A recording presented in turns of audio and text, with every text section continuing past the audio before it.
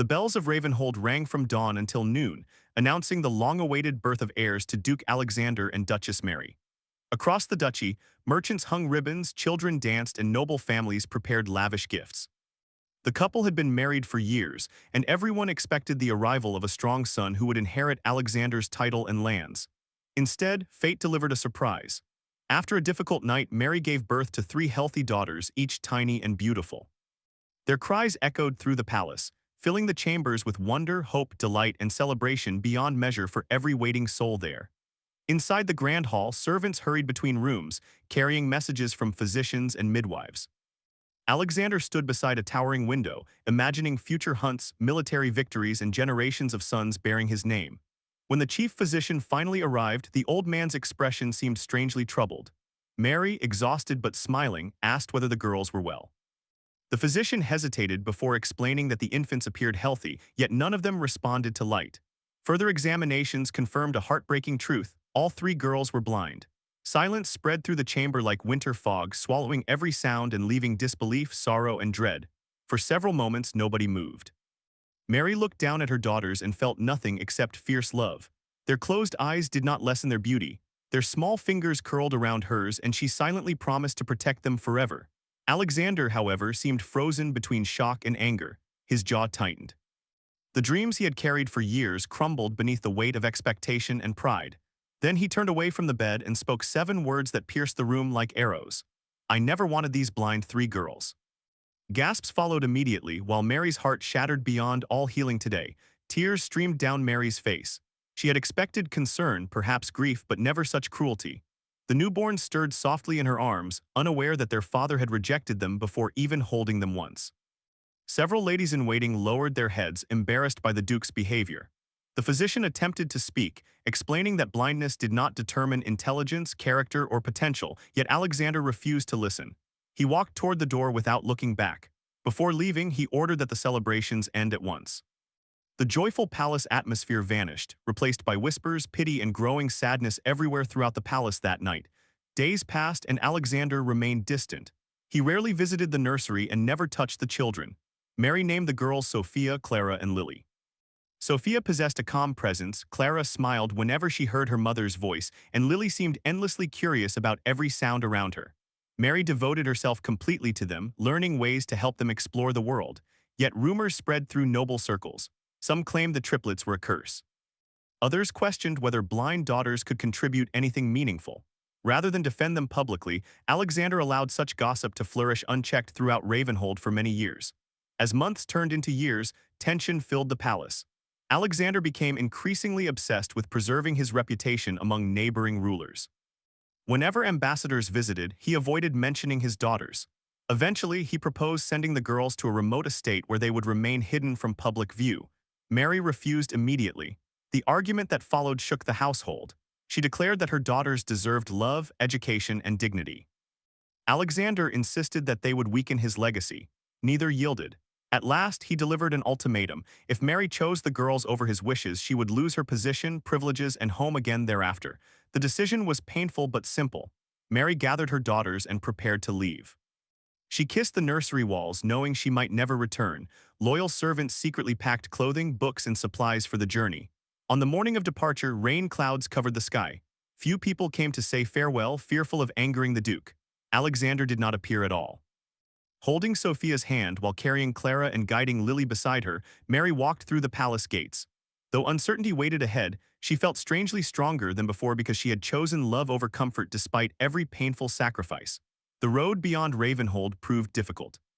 Heavy rain transformed paths into rivers of mud, and cold winds swept across the countryside. Mary spent nights in modest inns and sometimes beneath sheltered trees. Despite hardship, the girls rarely complained. They listened to birds, memorized voices, and laughed together whenever Mary told stories. One evening, a violent storm forced them to seek refuge inside an abandoned watchtower.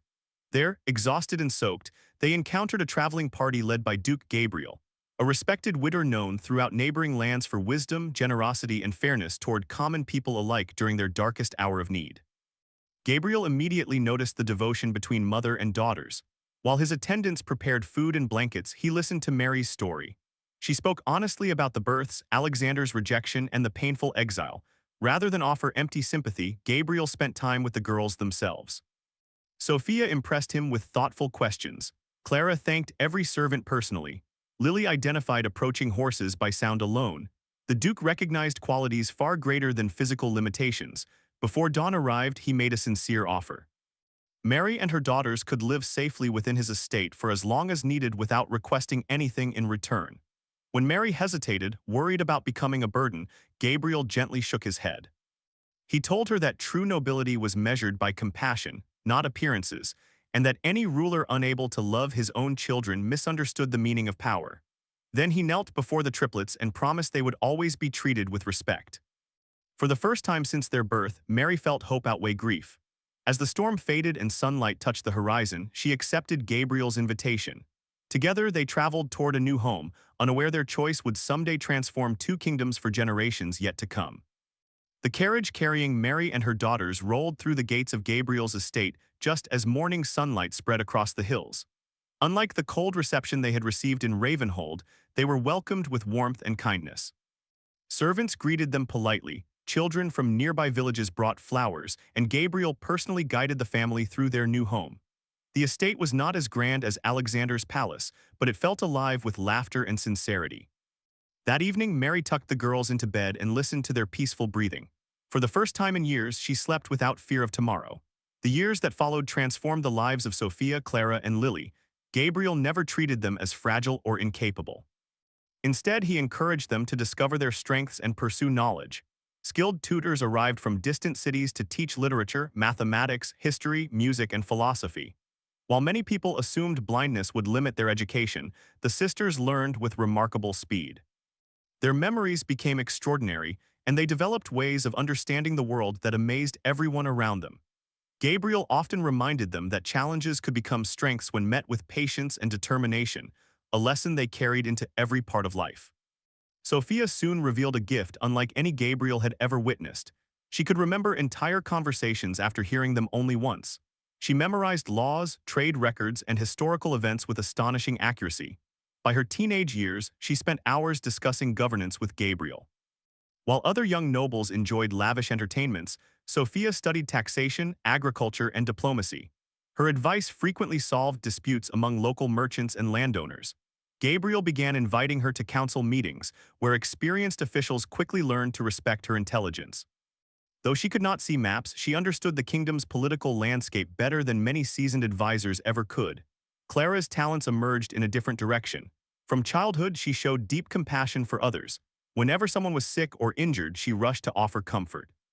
Recognizing this gift, Gabriel arranged for physicians and healers to teach her medicine. Clara absorbed everything eagerly, learning about herbs, treatments, and methods of caring for patients. She spent countless hours helping in village clinics, speaking gently to frightened children and exhausted workers. People trusted her because she listened without judgment. Soon, stories spread about the blind young woman whose kindness eased suffering and whose knowledge saved lives throughout the region. Lily possessed a spirit unlike either of her sisters. Fearless and energetic, she constantly sought adventure. Because she relied heavily on sound, she developed extraordinary awareness of her surroundings. She could identify individuals by their footsteps, estimate distances by echoes, and detect subtle changes in weather before storms arrived. Gabriel encouraged her curiosity rather than restricting it. Experienced rangers taught her survival skills, while retired soldiers instructed her in leadership and strategy. Lily never carried a weapon recklessly, yet her courage inspired others.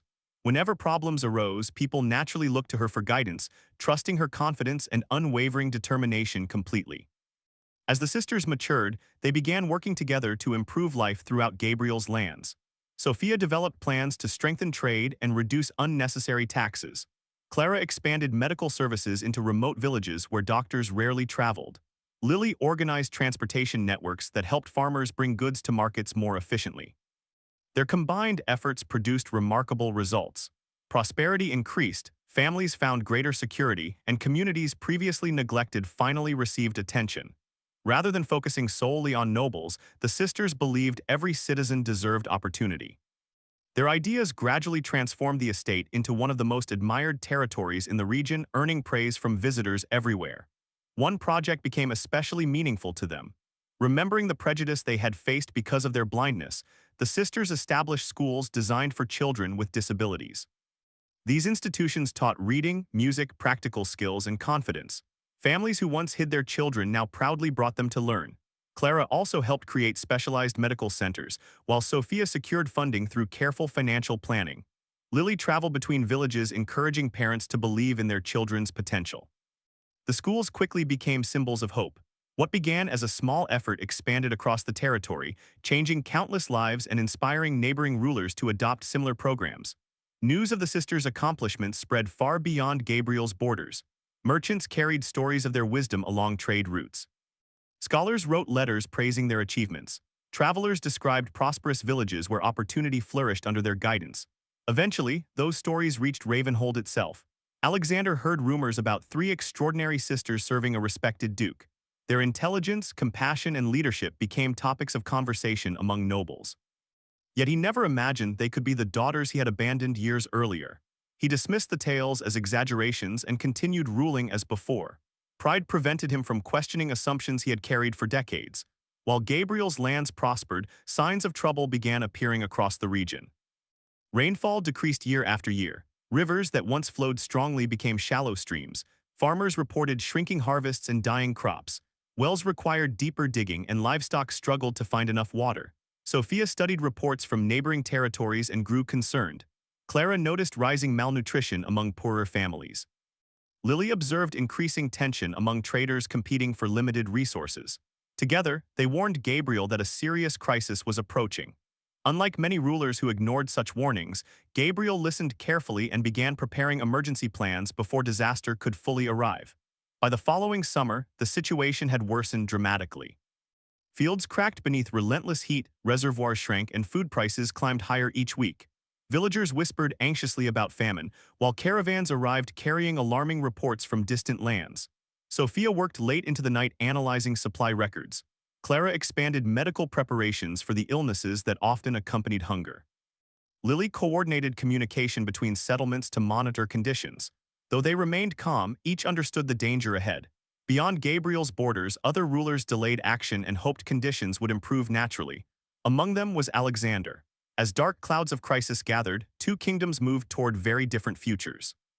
The drought that had threatened the region for years finally became a catastrophe no ruler could ignore anymore. Crops failed completely across vast territories, reservoirs dried into cracked basins, and desperate families abandoned their homes searching for food and water. Hunger spread faster than any army, markets emptied, prices soared, and fear settled over towns like a heavy shadow. Messengers arrived daily with reports of suffering, while roads filled with refugees seeking safety. Even strong communities struggled to survive as the land baked beneath relentless heat and endless skies. People prayed for rain, but none came and hope grew fragile. Gabriel refused to wait for conditions to worsen before acting. He gathered his council and asked Sophia, Clara, and Lily to lead the emergency response. Sophia immediately organized food inventories throughout the duchy, calculating exactly how long existing supplies could sustain the population. Clara transformed schools, halls, and churches into relief centers where the hungry could receive meals and medical care.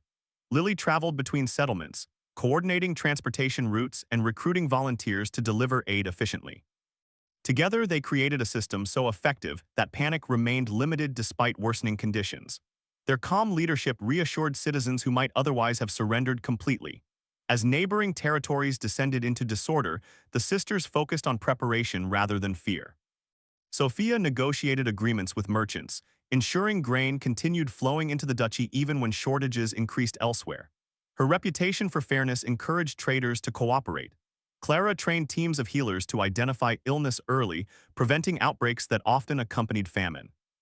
Lily established communication networks using riders stationed across strategic locations, allowing information to travel quickly and accurately. Their combined efforts saved time, resources, and lives every single day. People began calling them the Three Lights because they guided others through darkness, uncertainty, hardship, danger, and despair. Meanwhile, Alexander faced the same crisis with far less wisdom. Years of pride and neglect had left his kingdom vulnerable. He ignored early warnings, dismissed advisors, and assumed the drought would eventually end on its own. When harvests collapsed, he reacted too late. Storehouses contained insufficient reserves, local officials lacked coordination, and corruption spread through desperate administrations. Angry citizens demanded solutions that never arrived. Villages suffered severe shortages while nobles competed for dwindling resources. Protests erupted in major towns, and confidence in Alexander's leadership weakened with every passing week. Yet he still refused to admit his mistakes publicly or privately. Eventually, conditions became unbearable. Thousands stood on the edge of starvation, and unrest threatened to become open rebellion. Hearing that Gabriel's lands remained stable despite the disaster, Alexander decided to seek assistance. He traveled with a small delegation, expecting negotiations between equals. Instead, he found organized relief centers, productive distribution networks, and grateful citizens who still trusted their leaders. Everywhere he went, people spoke with admiration about Sophia, Clara, and Lily.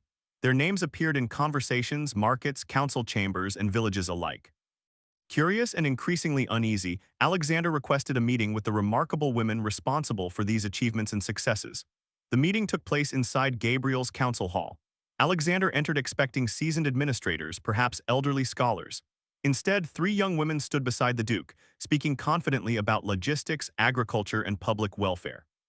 Sophia explained supply projections, Clara discussed medical readiness, Lily outlined transportation priorities. As Alexander listened, something felt strangely familiar. Their voices, their manner of reasoning, even their ages stirred forgotten memories. Then Mary entered the hall beside Gabriel. Time seemed to stop around him. Recognition struck like lightning. The celebrated heroines were the daughters he had rejected before even holding them once in his arms years earlier. Alexander could barely speak. Shame flooded through him as the truth settled into his heart. He learned how Mary had protected the girls after exile, how Gabriel had welcomed them without hesitation, and how the daughters had dedicated their lives to helping others. Every achievement revealed the depth of his failure. The blindness he once considered a weakness had never limited them. Instead, his prejudice had been the true blindness. Gabriel said little, allowing the facts to speak for themselves. Each detail deepened Alexander's regret and exposed years of arrogance, cruelty, ignorance, selfishness, bitterness, vanity, judgment, intolerance, neglect, pride alone. At last, Alexander fell to his knees before Mary and the triplets. The powerful duke who had once valued status above love struggled to hold back tears. He apologized for abandoning them, for humiliating Mary, and for allowing fear and pride to control his actions. He admitted that he had spent years chasing an imagined legacy while overlooking the treasures already placed before him. Mary listened silently, carrying scars that time had softened but never erased. Sophia, Clara, and Lily listened as well, hearing remorse they had never expected to receive from the man who fathered them long ago indeed. The sisters withdrew together before making their decision. They remembered lonely journeys, painful questions, and years without a father's affection, yet they also remembered Gabriel's example. He had taught them that forgiveness did not excuse wrongdoing but prevented bitterness from ruling the future. When they returned, Sophia spoke for all three. They forgave Alexander for the sake of peace, but they could not erase history. Trust would require time, humility, and consistent actions. Alexander accepted their answer, knowing he deserved nothing more. Their mercy felt greater than any punishment ever could have been for him to endure with dignity thereafter. In the months that followed, Alexander began repairing what he could. He supported relief efforts, learned from the daughters he once rejected, and publicly acknowledged their accomplishments. Meanwhile, Gabriel formally named Sophia, Clara, and Lily heirs to his legacy, declaring that character mattered more than blood alone. The famine eventually ended and recovery spread across both kingdoms. A monument was later raised honoring compassion, courage, and opportunity for all people. Visitors came from far away to read its inscription, which declared that greatness is not measured by perfect bodies or titles, but by the hearts that choose love over prejudice.